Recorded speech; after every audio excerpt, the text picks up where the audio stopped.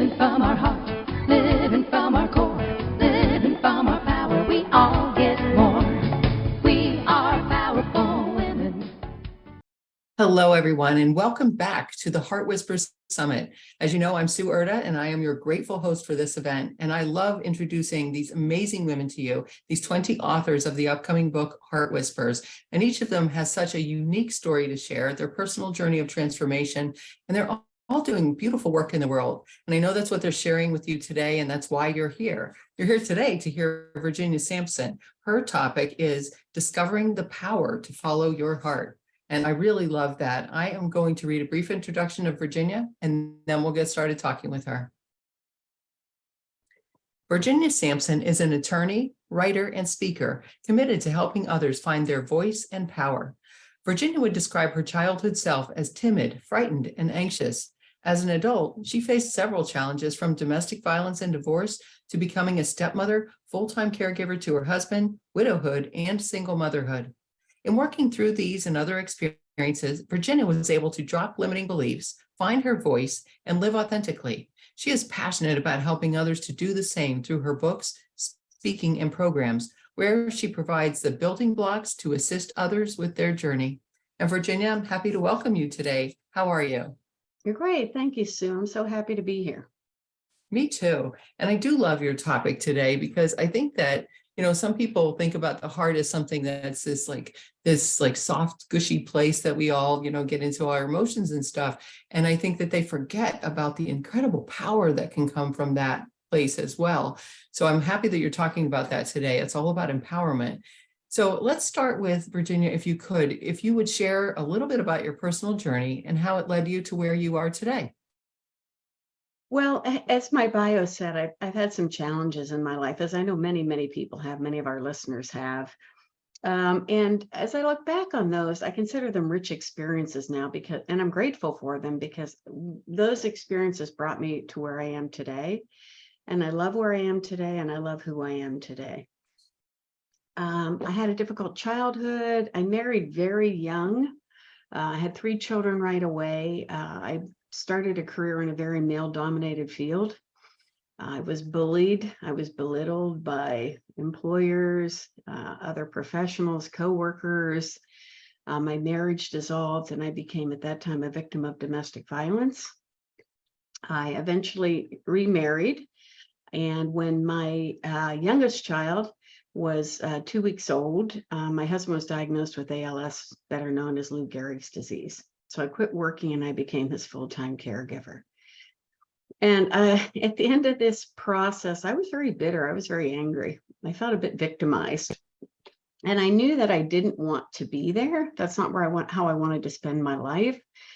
So I just started to contemplate, why I was at this unhappy place and what I could do about it. And so that was kind of the catalyst for me to start myself on this journey. It started out as a journey not to be bitter and angry, and it turned into much more than that. Yeah, that sounds like a pretty incredible journey, meaning to me a tough journey that you had to go on. You faced a lot of things. It took a lot of courage for you to deal with that. And I know that's the second part of your interview title, talks about, following your heart and the courage it takes, but it's really worth it in the end. So through that process, that's what you were doing, was following that innate guidance that you had. So thanks for sharing that. I know that a lot of our listeners have gone through stuff like that too. In some way, we all have stuff going on in our lives, right? So everybody's just got different stuff. That's what I always talk about with my sisters. It's like everybody's just got different stuff, So, let's talk about how you got through that, but really let's talk about how you felt empowered to do that. What does it mean to become empowered, and why is it important for somebody to think about and work on? Well, I have to say I had no idea how to go about any of this, right? As I said, I was just kind of really bitter and angry. And so I started to listen to my heart more, I think. What did I like? How did I see myself? Where did I want my life to be? And it took some time, right? Because I think we're so filled with expectations and wanting other people to like us and to fulfill the expectations of other people that sometimes we lose ourselves in all of this. And I think I was very lost.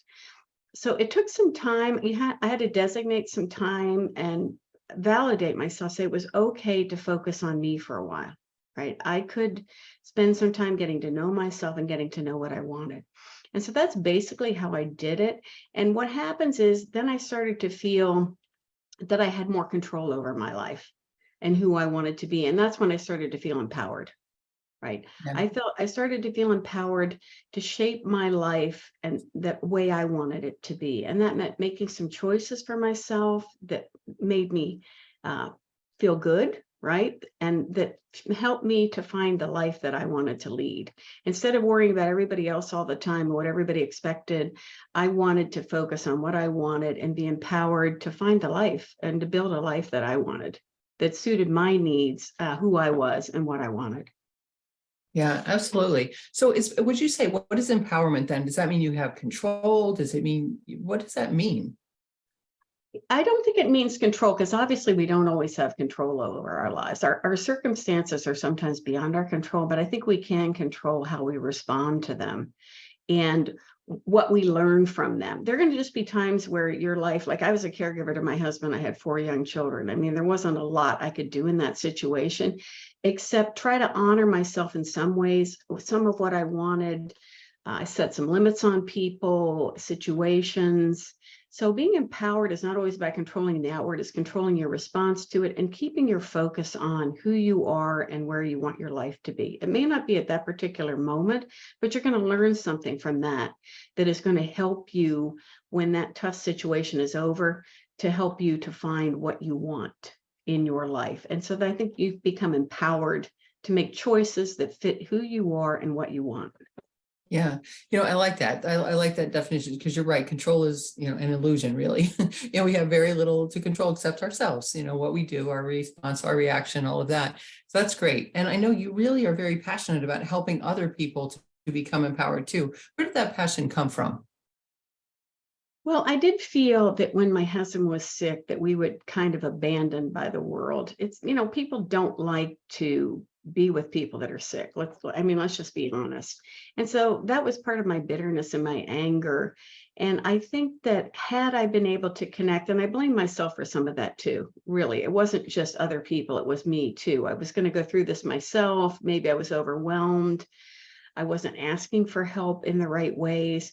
But I think had I reached out to people and made myself part of some type of a community, gotten some support for myself, I think it would have been easier, right? The circumstance would have been easier. And I think we are by nature social creatures. We need community.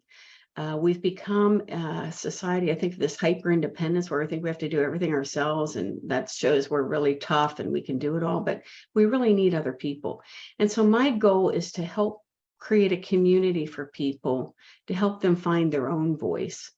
Right. And I use the term voice. It's sometimes I feel like it's overused, but after thinking about it, we each have a unique voice. Right. I mean, that's nobody really has a voice like ours. So when we're finding our voice, we're finding our own unique talents, our own unique, what we want, what we need. And so I want to help people with that, build this community. I also don't want people to have to go through what I went through, which is when you're all alone and isolated, it's so much more difficult. Yeah, absolutely. And that's an interesting point about the voice, right? I don't think it's overused at all. I agree with you. Like it's out there, but it's important. This is me, and I'd love to be heard in this world. So I think that that's a great thing to do. Talking about being empowered, there are people out there now that say, okay, so I want that. I want to be able to, feel like I can, control my response. I want to be able to handle my life and manage my life and do what I want to do and have my voice. How do they start? What are the first steps to them becoming empowered? Well, I think first you have to take the time, carve some time out to get to know yourself and what you really want, apart from expectations and roles you're playing, right? Are those roles satisfying? Are those expectations that other people have for you something that you really have for yourself? Or are they weighing you down? So step one is to spend some time to get to know what you want and who you are. And once you know that, I think that starts you on your journey. The second is you need to prioritize that, right? Now you've decided this is who I am, this is what I want to be. This is what I like. Then you have to make that a priority. We tend, I think, to, especially as women, we tend to prioritize, maybe it's our children, or maybe it's our spouse, or, whatever, and other people in our lives.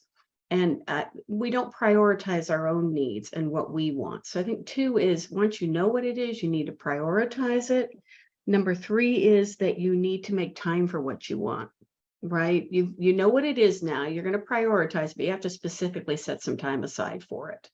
Whether it's an interest you have that you want to engage in, that makes you feel fulfilled, whatever that may be, make some time for it.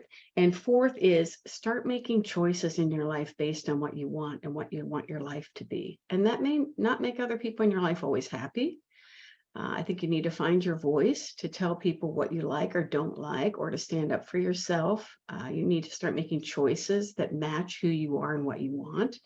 And I think one of the important things here is to do that before you get angry. I know that's one of my big problems, is I take it all, and then I just explode one day. And then people are like, what is she talking about? So when you get in touch with what you want and who you want, I think you're more likely to, in a kind and caring way, say what you want and what you need. And you may have to be firm about it at times. People may not like it, but you have to have the conviction that this is who I am and this is what I want, and I'm going to follow my heart. Yeah, I love that. And that's so true. When you start changing, when anybody starts changing, people around are thinking, what's going on here? The energy shifts, their relationship might shift. All of those things could happen. And they're wondering, well, how's this affecting me? Virginia's changing. How is it affecting my life? And what do I have to change now to respond to Virginia? So what do you do about that? What if somebody in your life that you're very close to really is resisting these changes that you're making that are good for you? You're empowering yourself. It's good for you. Eventually they're going to understand that. But how can you help them understand it earlier, maybe, so it's easier for both of you? Well, I think part of that is just fear, right? We're all afraid of change.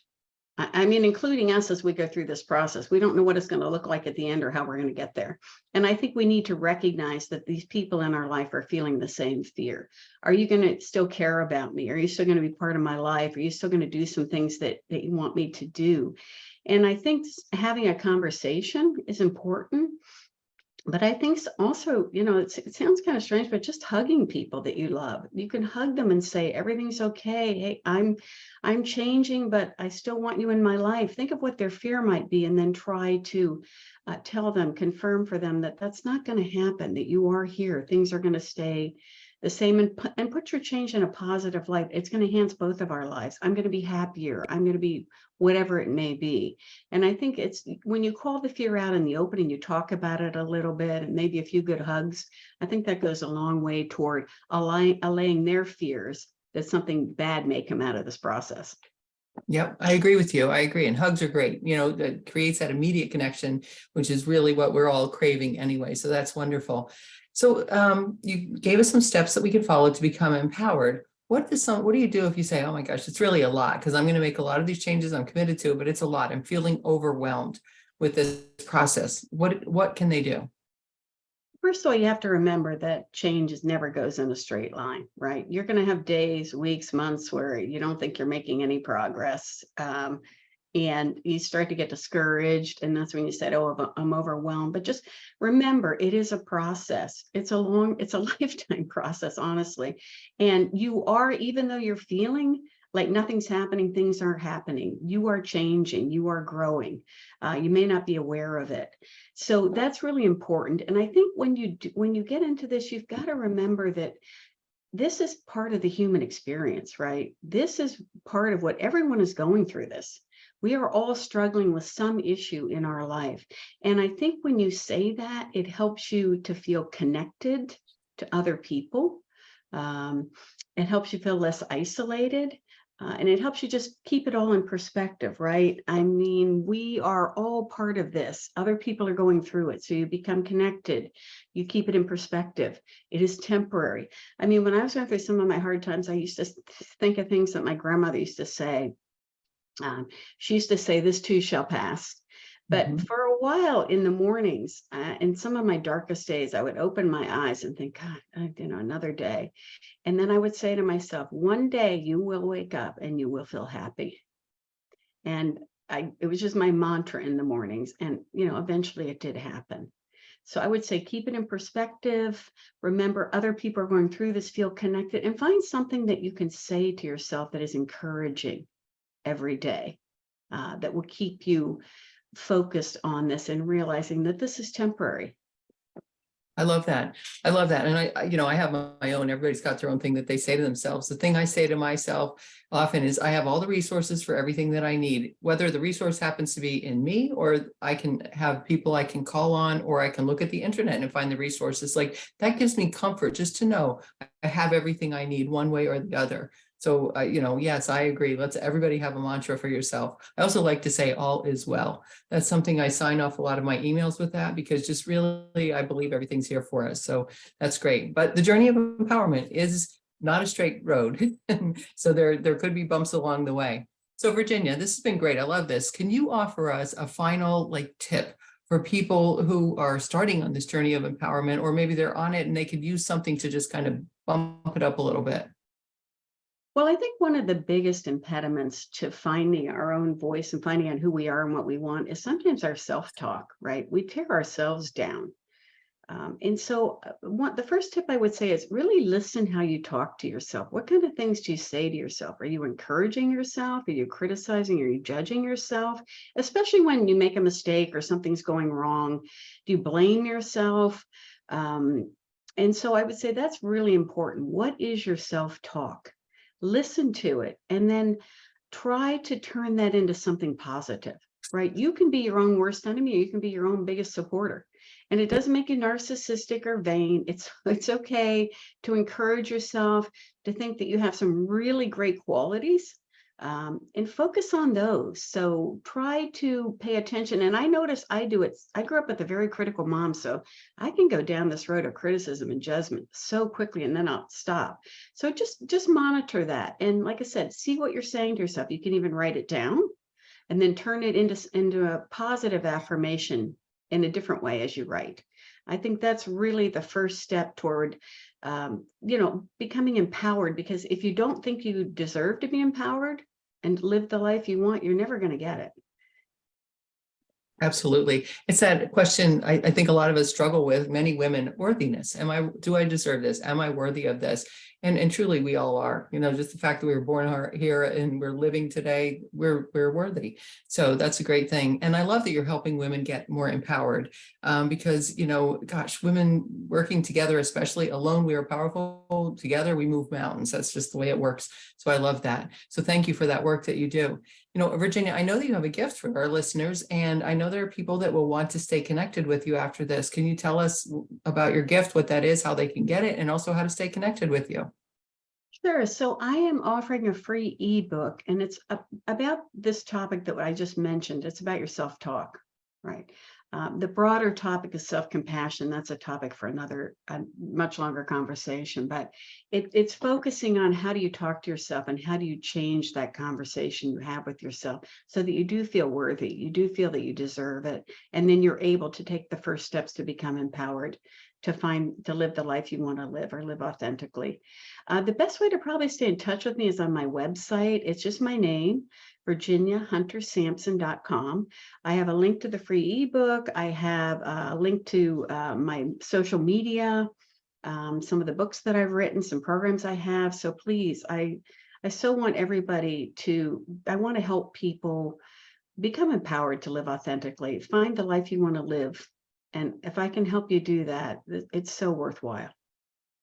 Yeah, absolutely. I love that. And I'm totally with you on that. Authenticity is where it's at. We're here to be ourselves. So thank you so much for doing that and empowering women and doing the work you're doing. And I appreciate, Virginia, that you shared your story in this book, Heart Whispers, because it's a beautiful story. It's your story. And I love that. And thank you for sharing that. Thanks for being here today and doing the work you're doing. I appreciate you. Well, thank you, Sue. Thank you for giving me the opportunity to share all of this with your audience. I think we are so much stronger together. And I hope that they will join me, and I hope I can be a resource for them on their journey. Beautiful. I love that. Well, thank you. And thank you, listeners, for being here. I am so grateful that you gave yourself the gift of this summit, because listening to these authors and their interviews and the information that they provide, if you take one thing from each of them and just enact one small thing, like today, maybe talk about your self-talk, think about that, what's going on in your head, do that today and just see what happens for you, see how that opens things up.